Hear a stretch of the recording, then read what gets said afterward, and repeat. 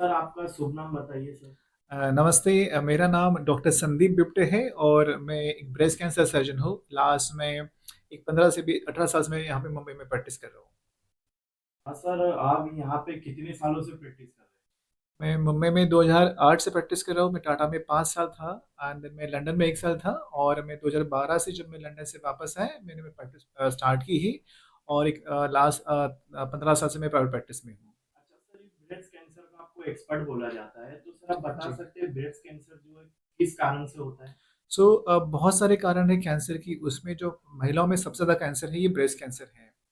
100 में से अगर हम दो भाग डिवाइड करेंगे, जैसे रूरल पार्ट में और अर्बन पार्ट में, जो ये इंसिडेंस है शहरों में जो है बहुत ज़्यादा है। मतलब 1 इन 31 हम बोलते हैं ब्रेस्ट कैंसर का, और रूरल में 1 इन 60 वुमेन।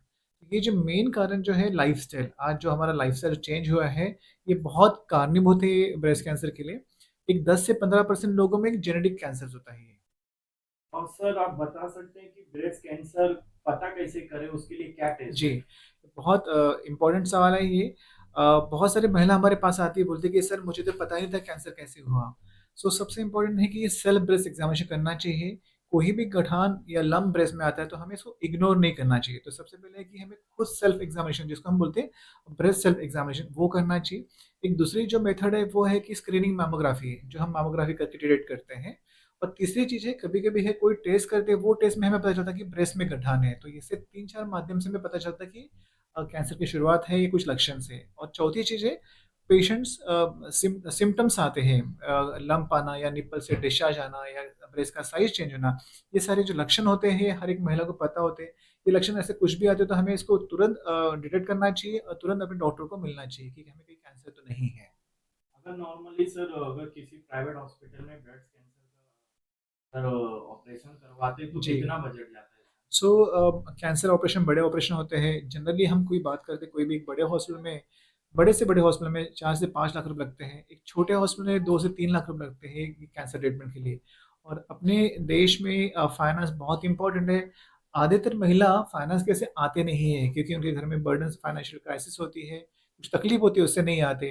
सो हम ये मिशन को लेके चाहते हैं कि ये जो फैक्टर है फाइनेंस का, इसको एलिमिनेट करके उनको सेम ट्रीटमेंट दे पाए। हाँ सर, आप अब तक कितना ब्रेस्ट कैंसर को ऑपरेट कर चुके हैं?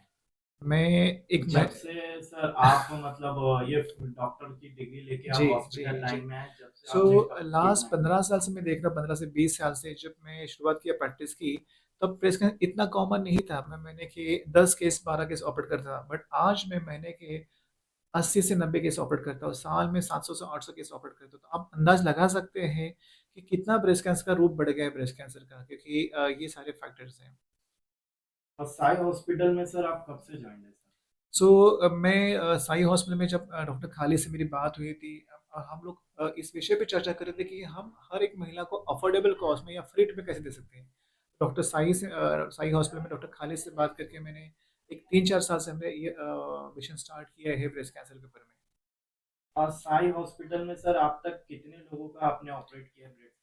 सो साई हॉस्पिटल में हमने ये जो सीएम फंड है या फिर सिद्धानिक फंड से है या चैरिटेबल या फिर कभी कंसंट्रेट में, मोटा मोटी हमें एक 200 पेशेंट का मैंने फ्री ऑपरेशन किया है यहाँ पे साई हॉस्पिटल में। और सर एक आपके जो ये सब जो चीजें है सर, इसकी प्रेरणा आपको कहाँ से मिली है सर? सो जब मैं ब्रीच कैंडी में या अपोलो में, जस्ट लोग में ऑपरेशन करता हूँ, ये तो वहाँ अफोर्डेबल लगाते हैं। बट कुछ लोग ऐसे आते हैं जो पेरिफेरी से आते हैं, जिनका पैसा नहीं होता है।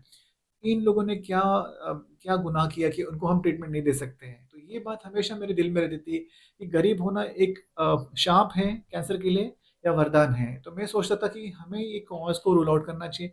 और उसी दिन से मैंने डिसाइड किया कि मेरे यहाँ से एक भी पेशेंट वापस नहीं जाएगा, वो पैसे है या नहीं है। और तब से मैंने प्रेरणा ली कि हर एक पेशेंट को जो भी हमारे क्लिनिक में आता है, नहीं है तो हम उसको फ़ंड प्रोवाइड करते हैं। और उस पेशेंट की हम यहाँ पे साई हॉस्पिटल में वही सर्जरी सेम करते हैं जैसे मैं किसी का ब्रीच कैंडी में ऑपरेशन कर रहा हूँ। ऑपरेशन में तिल मात्र ही डिफरेंस नहीं है। मैं खुद सारे पेशेंट की ऑपरेशन करता हूँ यहाँ पे, और सेम ट्रीटमेंट यहाँ करते आपको सर सोनू सूद सर के साथ में भी देखा गया है हैं। सर, जी, तो आप बता सकते हैं सर कि उनसे आप कब मिले और क्यों मिले, और उसके बाद में आपको उनसे कुछ मदद मिलती है सर? जी। सो बहुत इम्पोर्टेंट, सोनू सूद जी का बहुत सहयोग है इस मिशन में। जब हमने उनसे बात की कि उनका जो वॉइस है सारे इंडिया में है, तो हमने उनसे एक मिशन डिस्कस किया कि doctor Khalid, doctor Bipte and Sonu Sood mission, जिसमें उनके आवाज़ से यहाँ साई डॉक्टर खालिद के प्लेटफॉर्म से और मेरी स्किल से अगर यही सर्जरी हम फ्री में कर सकते तो क्यों ना किए जाए। तो इसके लिए हमने मिशन डिलीवर करके हमने बहुत सारे इवेंट किए, और सोनू सूद फाउंडेशन चैरिटी बहुत सारा फंड प्रोवाइड करती है, हेल्प प्रोवाइड करती है, और सीएम फंड यहाँ से हमें फंड मिलती है। और जिन लोगों के पास कुछ कार्ड नहीं होता या राशन कार्ड नहीं होता, हम उन लोगों को खुद होके मदद करते हैं, फाइनेंशिएट करते हैं। हमारे पास कुछ सर्कल में कुछ लोग हैं या खुद हम करते हैं। और ये सारे मिशन से हम देखने में कि 200 पेशेंट का सर्जरी कर चुके हैं, और इस पेशेंट को हम तुरंत ही 1000 मरीज तक लेके जाना मेरा एक निश्चय है, और वो जरूर जल्दी ही पूरा होगा। और सोनू सूद सर के लिए सर आप क्या बोलना चाहेंगे? सोनू सूद तो एक मसीहा है गरीब लोगों के लिए। जिस तरह वो जो काम कर रहे हैं ह्यूमैनिटी बेसिस पे, वो कोविड है या जो अभी बाढ़ पंजाब में आई या फिर कैंसर है, हर स्टेप में सोनू सूद जी ने अपना एक भगवान का रूप दिखाया है लोगों के लिए। अ, उसी तरह वो हमसे जुड़ के इन्होंने बहुत बड़ा सहयोग दिया है, और सोनू सूद के साथ में हम ये मिशन बहुत आगे बढ़ना चाहते हैं, और यही कामना करते हैं कि हमारे साथ में सपोर्ट हमेशा कायम रखे। किंग स्टार 24 न्यूज़ से बात करने के लिए सर धन्यवाद।